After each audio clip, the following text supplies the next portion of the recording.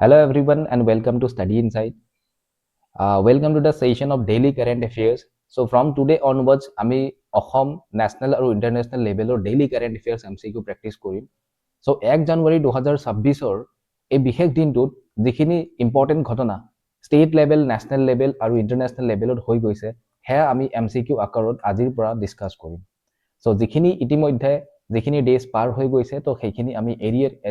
এৰিয়াৰ অৰ্থাৎ সেইখিনি একেলগে আপোনালোকে বোলে আগবঢ়াম এণ্ড গতানুগতিক ৰেগুলাৰ কাৰেণ্ট এফেয়াৰ্ছ আপোনালোকে ডেইলি পাই থাকিব মোৰ MCQ সেশন সো আই হোপ আপোনালোকে সেশনটোৰ পৰা উপকৃত হ'ব ষ্টেট লেভেল অথবা নেশ্যনেল লেভেলৰ যিকোনো পৰীক্ষাতে আপোনালোকক এই সেশনে হেল্প কৰিব So let us begin the session and the first question of today's session is on January 1, 2026, the Indian Ministry of Railways announced the upcoming launch of the country's first Vande Bharat sleeper train and it has been asked that between which two cities will the inaugural service operate অৰ্থাৎ কোৱা হৈছে যে জানুৱাৰী 2026ৰ আৰম্ভণিতে প্ৰথমটো সপ্তাহতে আমি যদি চাও বন্দে ভাৰত স্লিপাৰ ট্ৰেইন ইনগুৰেট কৰা হৈছে হয়নে গতিকে এই যিখন ট্ৰেইন কোনটো ষ্টেচনৰ পৰা কোনটো ষ্টেচনলৈকে চলিব কোনটো ষ্টেচনৰ পৰা অপাৰেট কৰিব তাকে সোধা হৈছে so correct answer is from Kolkata to Guwahati so as per option আমি যদি চাও কলকাতা টু গুৱাহাটী এণ্ড মোৰ প্ৰেচাইছলি যদি কোৱা হয় তেতিয়াহ'লে Howrah to Kamakhya junction in Guwahati railway minister Ashwini বৈষ্ণৱে তেখেতে কনফাৰ্ম কৰিছে regarding the inaugural of Vande Bharat sleeper যিখনে আমাৰ কলকাতাৰ পৰা কামাখ্যালৈকে কানেকশ্যন কৰিব আৰু আমাৰ প্ৰথমটো সপ্তাহতে জানুৱাৰী 2026 ইয়াক ইনগুৰেট কৰা হয়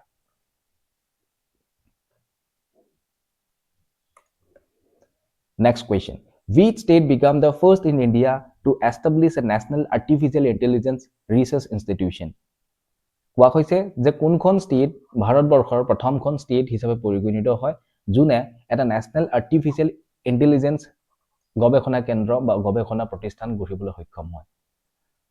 আৰু সেইখন ষ্টেট ইজ নন আদাৰ দেন গুজৰাট ওকে গুজৰাটৰ গান্ধীনগৰত এই বিশেষ ইনষ্টিটিউচনটো বিল্ড আপ কৰা হৈছে and it is the first in India okay আৰু যাক কোৱা হয় বিশেষকে গিফ্ট সিটি বুলি আপোনালোকে নিশ্চয় গম পায় যে Gujarat international finance tech city GIFT city Gandhinagar Gujarat the capital of Gujarat আৰু ইয়াত এই বিশেষ ইনষ্টিটিউচনটো লঞ্চ কৰা হৈছে by the 3rd of January 2026 and ইয়াত কোৱা হৈছে যেটো AI ৰিচাৰ্চ ইনষ্টিটিউচন সেইটো বিশেষকে অপাৰেট কৰা হ'ব বাই IAIRO এট গিফ্ট সিটি আৰু যদি চাও এই বিশেষ ইনষ্টিটিউচনটো পাব্লিক প্ৰাইভেট পাৰ্টনাৰশ্বিপ অৰ্থাৎ PPP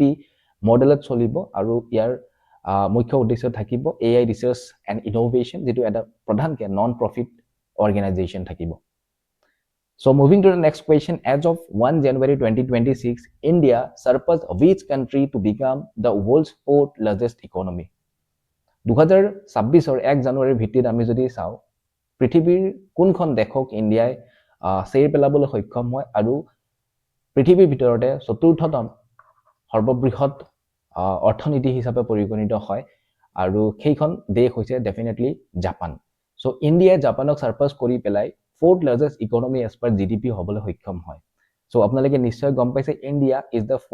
fourth largest economy in the world আৰু ৰিসেন্টলি যদি চোৱা যায় জাপানক সাৰপাস কৰি ইণ্ডিয়া fourth position পাবলৈ সক্ষম হৈছে এণ্ড ইণ্ডিয়াৰ যেটো USD ডলাৰত যদি চাও যেটো GDP ৰেট হয় GDP হয় হেয়া হৈছে 4.18 ট্ৰিলিয়ন 4.18 ট্ৰিলিয়ন আৰু সেইটো হিচাপত ইণ্ডিয়াই fourth largest economy হিচাপে পৰিগণিত হয় Next question, the Pankhudi portal featured in recent news was launched by which ministry? An important portal হয় বিশেষকে women আৰু childৰ লগত জড়িত এই মিনিষ্ট্ৰিটো এই বিশেষ পৰ্টেলটো খোলা হৈছে বিশেষকে কৰ্পোৰেট সোশ্যাল ৰেসপন্সিবিলিটিৰ ক্ষেত্ৰত আৰু এইটো আমাৰ ministry of women and child development launch কৰিছে so option B will be the correct answer in this question It is an integrated single window digital portal হয় যেটো লঞ্চ কৰিছে basically to facilitate corporate social responsibility that is CSR and partnership initiatives for women and child development. Next question. Which state government launched the Sanskar Shala value-based education program for children aged 4 to 14 years? কোনখন ষ্টেটত সংস্কাৰ শালা বা ইয়াক শংকৰ শালা বুলি আপোনালোকে ক'ব পাৰে শংকৰ শালা বুলিও কোৱা হয় এই বিশেষ ইনিশিয়েটিভটো কোনখন ষ্টেটে ইনগুৰেট কৰিছে বা ষ্টাৰ্ট কৰিছে এটা বিশেষ এডুকেশ্যন বিশেষকে ভ্যালু বেসড এডুকেশ্যন অৰ্থাৎ মূল্যবোধৰ ওপৰত ইয়াত শিক্ষা প্ৰদান কৰা হ'ব 4 পৰা 14 বছৰ বয়সৰ যিখিনি শিশু তেওঁলোকক and it is none other than our Assam right অসমৰ গভৰ্ণৰে এই বিশেষ প্ৰগ্ৰামটো তেখেতে ইনোগ্ৰেট কৰে আৰু 4 পৰা 14 বছৰ বয়সৰ ল'ৰা ছোৱালীখিনিক ভেলু বেসড এডুকেশ্যন দিয়া হ'ব বিভিন্ন ক্ষেত্ৰৰ মাধ্যমেৰে যাক কোৱা হয় সংস্কাৰ শালা বা শংকৰ শালা মনত ৰাখিব ওকে সো ইয়াত ইতিমধ্যে মই কোৱা কথাখিনি কৈছো যে আসাম গভৰ্ণৰ লঞ্চেছ শংকৰ শালা education initiative right so this is something about Shankar শালা যেটো ইতিমধ্যে মই আপোনালোকক এক্সপ্লেইন কৰিছো right next question World's second and the first in India, the National Environmental Standard Laboratory was inaugurated in which of the following place? So, আমি যদি চাও after United Kingdom, India is the second country in the world যোনে এয়া কৰিবলৈ সক্ষম হয় যে ভাৰতবৰ্ষৰ ভিতৰতে প্ৰথমটো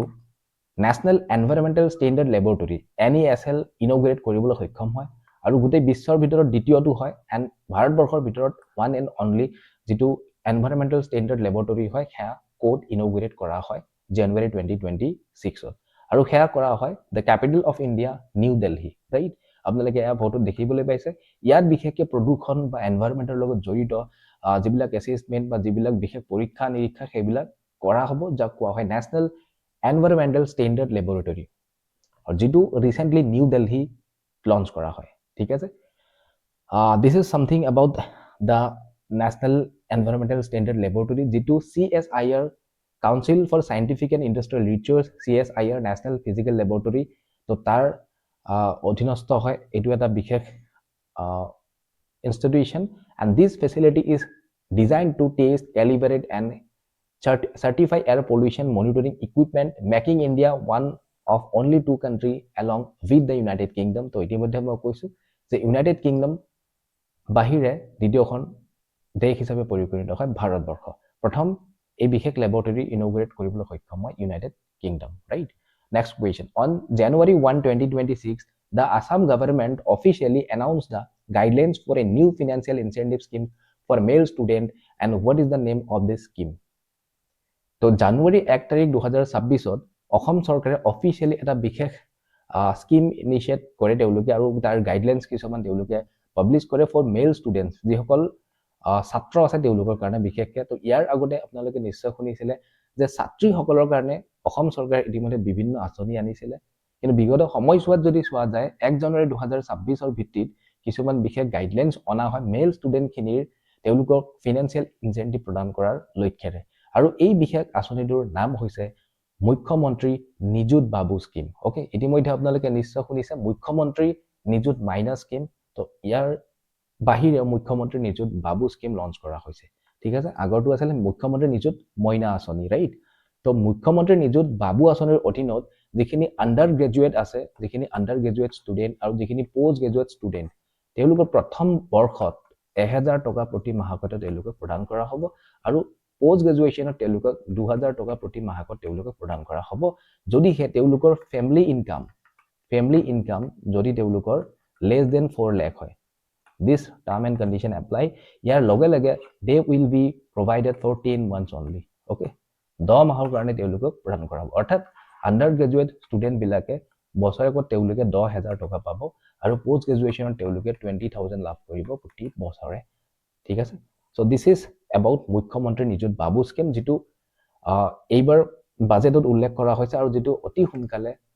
হিয়াৰ ইমপ্লিমেন্টেশন হ'ব তো মই ইতিমধ্যে কোৱা কথাখিনি ইয়াত লিখা হৈছে মুখ্যমন্ত্ৰী নিযুত বাবু আঁচনি বা বাবু স্কিম যিখন আমাৰ যাৰ জুজা চলি থকা হৈছে যাৰ গাইডলাইনছ অনা হৈছে আৰু জানুৱাৰী 1 2026 ৰ ভিত্তিত যদি চাও যে এই স্কিমটো নতুন বিত্তীয় বৰ্ষত লাগু হ'ব right So this was all about January 1 2026 1 January 2026 date to specific date to আচলতে অসম হক ৰাষ্ট্ৰীয় পৰ্যায়ত হক বা আন্তঃৰাষ্ট্ৰীয় পৰ্যায়ত যিখিনি ইম্পৰ্টেন্ট ঘটনা পৰিঘটনা হৈছিল তাৰ ভিত্তিত আমি কেইটামান MCQ আপোনালোকলৈ বুলি আগবঢ়ালো and these MCQs were very important for your exam perspective আৰু বাকি next session বিলাকত আমি ডেইলি কাৰেন্ট এফেয়াৰ্সত আমি প্ৰত্যেকটো ডেটত সেই স্পেসিফিক ডেটত কি ঘটনা হৈছে তাৰ ভিত্তিত আমি কাৰেন্ট এফেয়াৰ্সৰ MCQ আপোনালোকলৈ বুলি আগবঢ়াম যদি চেনেলটো নতুনকৈ ভিজিট কৰিছে সাবস্ক্ৰাইব কৰিবলৈ নাপাহৰিব ধন্যবাদ